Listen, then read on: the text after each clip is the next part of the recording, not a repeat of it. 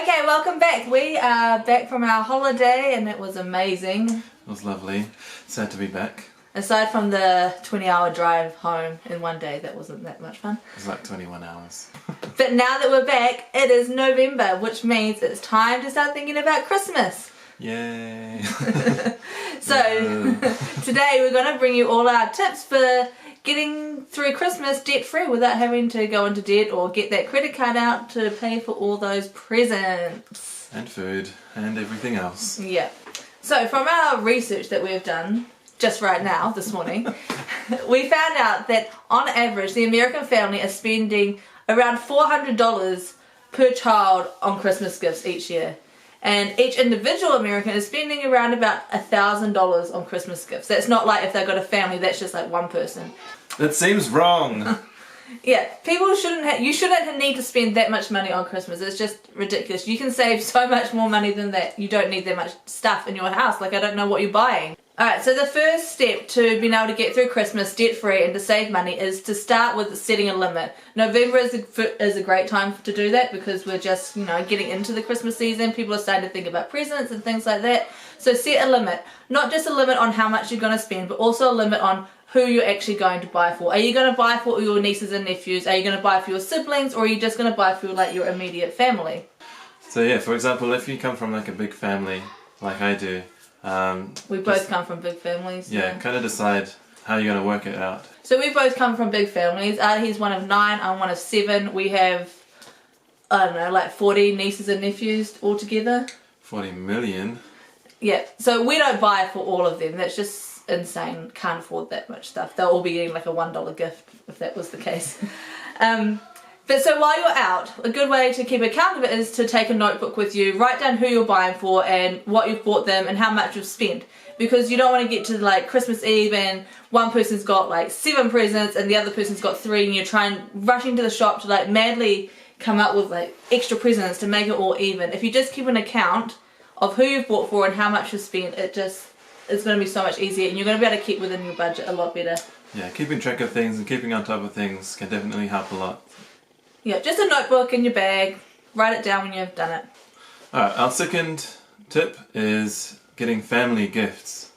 Now this is kind of, instead of just focusing on each individual, get something that the whole family can enjoy. Something like maybe a trampoline if you've got a few kids. That's definitely You'll be sitting that up in the middle of the night. Done that before. Or in my case, I like board games. We sometimes get a board game for our family and enjoy playing that together on Christmas Day and on New Year's Day. Yeah, like one of the more expensive ones usually. Yeah, getting things like that, just something that everybody can enjoy together is always something good. Instead of buying everybody so many presents, get something that the whole family can enjoy together. And then you can just buy like smaller presents individually, fill up their stockings with things. Yeah, just stuffer gifts and things like that don't often cost that much. And that brings us to our next point, which is getting experiences over possessions. Experiences over possession is great because it brings a lot less junk into your house. You don't need your house to be cluttered full of all random bits and pieces and things of gifts that you just bought the kids because you needed to give them something. You want to buy things that they're actually really going to enjoy and that they will last for a long time. We really like to buy experiences for our kids or spend our money on experiences because they last a long time. They build so many memories and we just think it's a much better way to spend our money and the kids enjoy it as well. So for example, if you've got teenagers, maybe tickets to their favourite concert that's coming up or something like that. They're going to love that.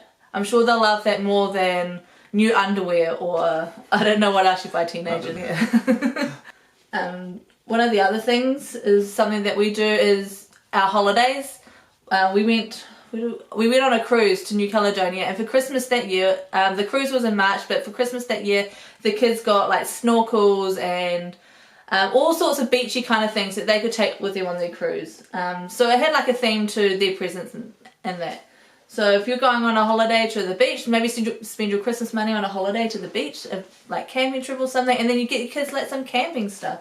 Camping chairs, boogie boards, buckets and spades and things like that. Having experiences together as a family also we build that family relationship. Yeah, a lot of more unity. Yeah, make you a little bit more happier to spend time with each other, hopefully. Appreciate each other. Well, another great idea for saving money and cutting down on costs in Christmas time is to do Secret Santa. Now, there's a few ways that you can go about doing this. For example, have a group of families that will buy a gift for each other family. Like or, your siblings? Or for one other family. Yeah, do it with your siblings. So yeah, what you can do is put the names of the families in a hat and pick out a family. Pick out a family that you're going to buy the gift for.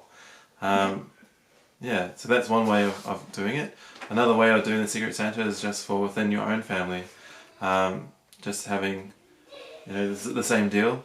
Buying a gift for one other person in the family rather than buying a gift for every person in the family. Yeah. I think when you do it that way, you're able to buy a much better gift. You're not just going to have to buy junk. So instead of if you buy a gift for everybody, then you might be able to spend $5 on everybody. But if you buy one big gift, maybe you can spend $20. Or if it's like in a family, you can spend like $100 on the family instead of buying each individual in that family like a $10 gift. I think they'll appreciate it much more. It's going to be a lot less junky. It's going to be better with your money.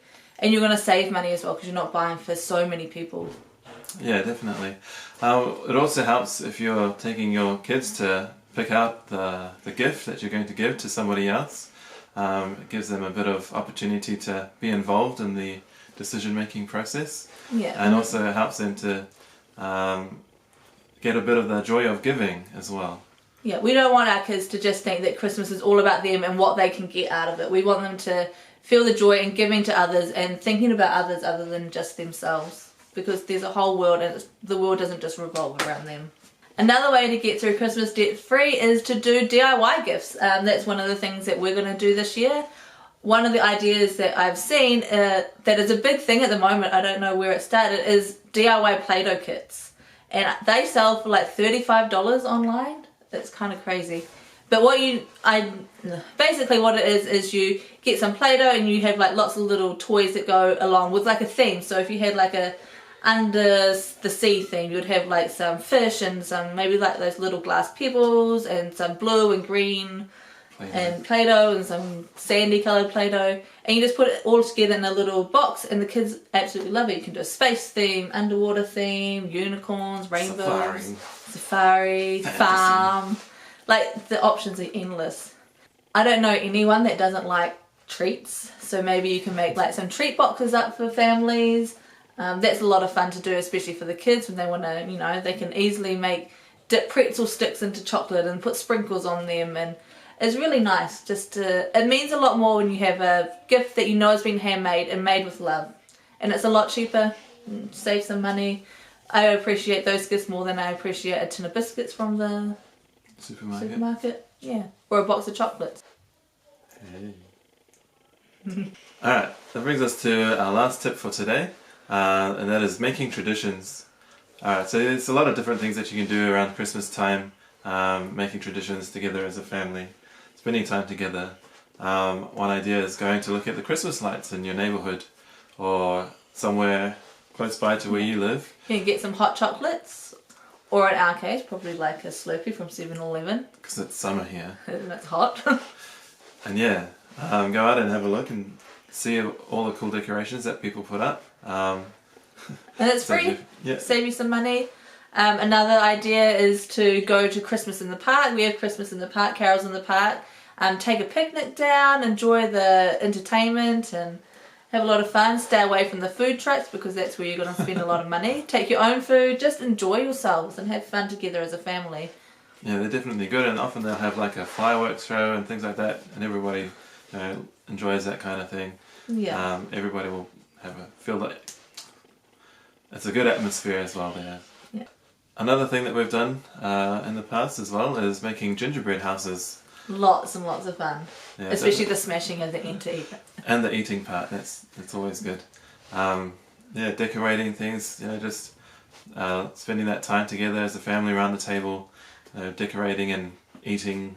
You don't even have to be like kids to enjoy that. Like adults enjoy doing that too. Make it a competition, especially between siblings. Siblings it's gonna be great with siblings. there'll be a lot of competition, especially if you belong to our families. Alright, so mainly our ideas for getting through Christmas without going into debt is to keep it simple, to change your focus from all the gifts and the present and the consumerism to just making it about family, about making traditions, and spending time together, not overindulging too much, not getting caught up in the whole hype of having to buy. Make a list and stick to it. Don't go over your budget, stick within your budget. And what better gift can you give yourself than to go into the new year without a huge credit card debt? Yeah, definitely. Takes a bit of stress off because it can be a very stressful time of year. Stressful. Yeah, just taking into account all of these things, putting in a little bit of preparation and thought, it can definitely turn out really good for you. Yeah, just might have to change your mindset a little bit, I think. I think there's a lot of pressure on families, especially parents, to try and keep up with the Joneses, to give your kids so much. And what they really want, and we've said it time and time again, is they want your time. They want to spend time together as a family. They don't want stuff. Like, kids really just don't want stuff. They want you. They want family. They want to hang out with their cousins. They want to go and do things together. Yeah, hang out with their friends. Enjoy spending time together with other people. Yeah, so make Christmas about that, not about the stuff and the presents and that. And you'll get through Christmas with no debt, and you'll start the new year off on such a great foot. So join us back next week. We will come to you from New Zealand next week. Some of us will. Some of us, yeah. Action. Well, thanks again for watching and tuning in this week. I hope you picked up a few ideas and tips of things that you can do. Don't forget to like and comment and share and subscribe and do all of those good things. And we'll be back again next week.